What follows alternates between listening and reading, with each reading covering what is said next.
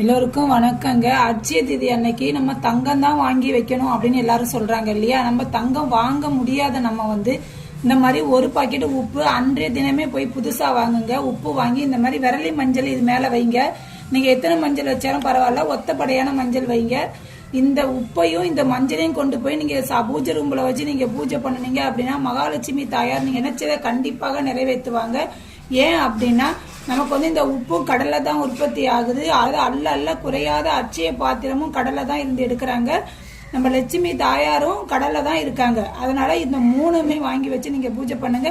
இது கூட உங்களால முடிஞ்ச அளவுக்கு ஒவ்வொரு பழங்கள் எல்லா பழங்களையும் எடுத்து வச்சு பூஜை பண்ணுங்க.